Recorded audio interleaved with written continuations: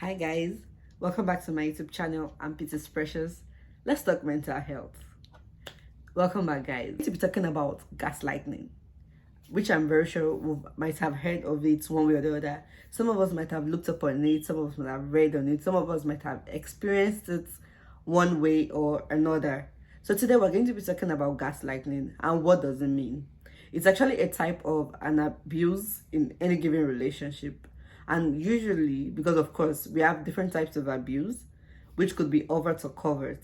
Is it sin? Is it physical abuse that everybody can recognize that, oh yes, this is an abusive relationship? But gaslighting is a covert type or form of abuse because it's not openly seen. We can't really just see it and say, oh yes, it's laid out in public that this is what is going on. It's actually a covert type of abuse. So gaslighting is usually performed over an extended period of time. And when this gaslighting thing happen, the victim usually question their sense of perception. It makes the victim question their validity of their own thoughts, their reality, even their own memories in that sense. So you see how bad gaslighting is. So now this can also lead to confusion in the victim in question, even a loss of confidence and even self-esteem. Like it can damage a person's self-esteem because after a while you discover that most times the victim tend to now be dependent on the person perpetrating this gaslighting or the person manipulating in that sense. Usually results to that, like they become dependent on them because after a while you get to think, oh, probably you're always wrong and the person is always right. The person knows best. Even when you have good ideas, you tend to just go along with whatever the person is saying, believing it is right in that sense. Yeah. So I've heard of people saying, okay, what type of relationship does gaslighting happen in?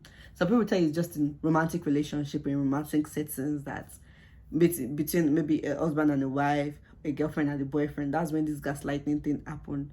But truth be told, it can happen even within a family. Yes. There could be parents that usually gaslight their children. There could be children that usually gaslight their parents. So it can happen in any type of relationship setting. That's why I started off with like so many relationships you get. So anything can occur in a given relationship, be it a romantic relationship or even relationship between two individuals in a family, a relationship between two friends, even relationship between co-workers. Gaslighting can happen in any form of relationship given. That's just it. It can happen anywhere. As far as two people are like they are two separate entities, gaslighting can occur. So we should all be careful and be on the lookout because most times people who gaslight others just try to exert power over other people, like by manipulating them. You just try to exert that dominance in that sense. So we should be on the lookout for all these things to know, oh, are you gaslighting your friend at this point? Or what you're saying, is it just stating your opinion without imposing it on the others or belittling the opinion of someone else because it's not what you believe in? So what are you doing in that particular situation?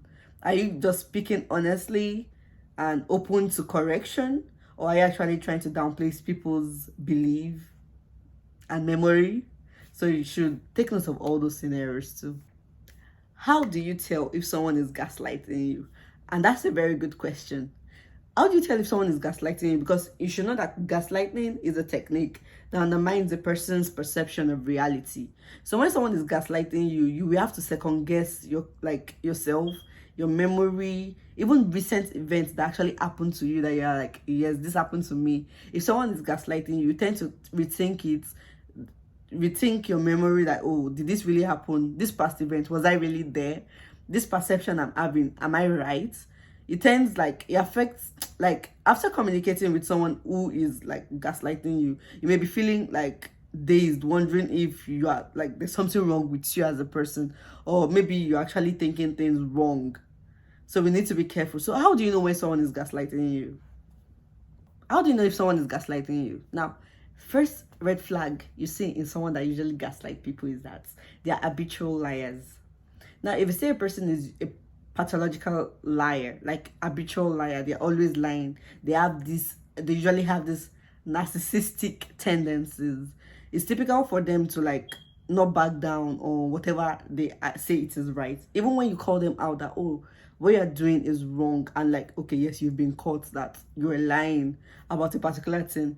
They stick to their opinion and their view, even when they know, yes, they've been caught and it's wrong. They stick to it. They don't back down on it. Now, you should take note of all these people. They are habitual liars, and they usually stick to this lie forever, like and ever.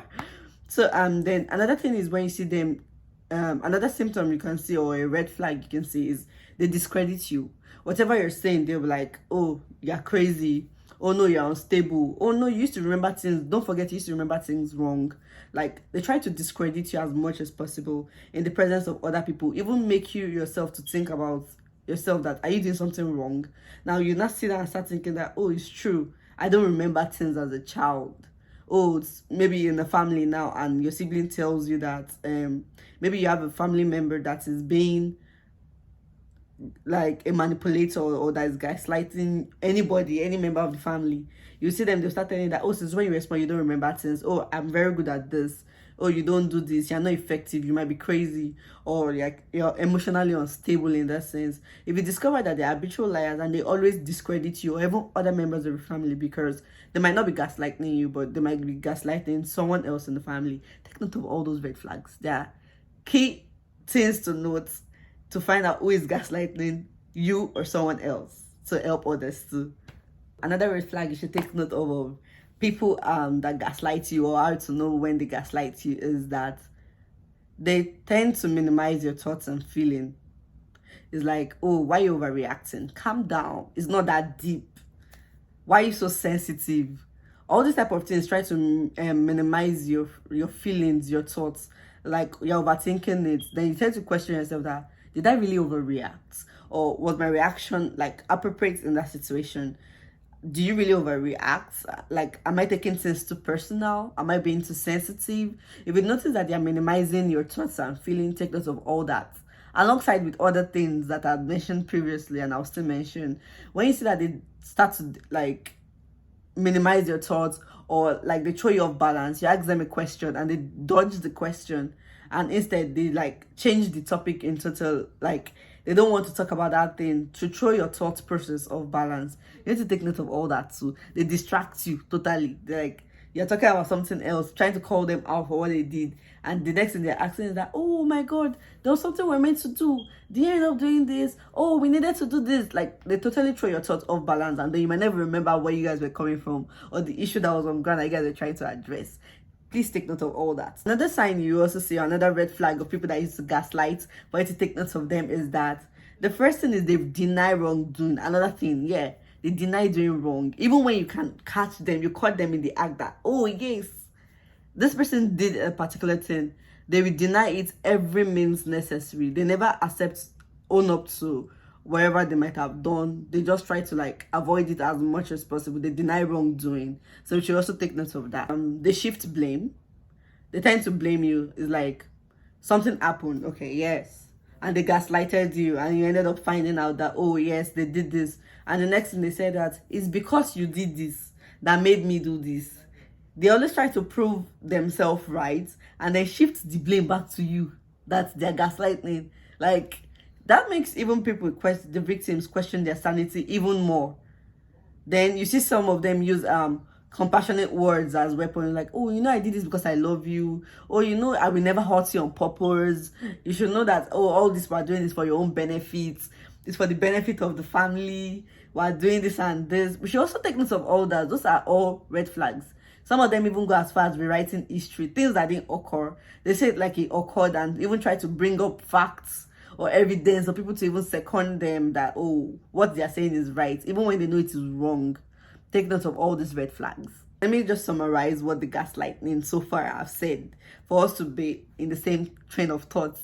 So gaslighting usually includes a range of tactical skills in that sense, which includes like lying, distracting, minimizing, denying, and even shifting the blame onto others, rewriting history, whatever it may be. And when you see someone that you're dealing with, someone usually gaslight people, you discover that they use this gaslighting as a manipulation tool. So you need to pay attention to what they are doing, not just the words they say, because usually speaking, people who gaslight others usually are very smooth talkers. They are like, you get lost when they finish talking. It's like, maybe they are right. So we need to take note of what they are doing, the trend they've set, and not just the words they are using at that particular time. Thank you guys for watching this episode of Let's Talk Mental Health, and today we talked about gaslighting.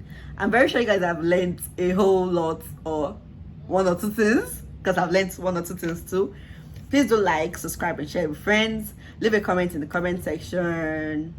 Thank you so much. Bye.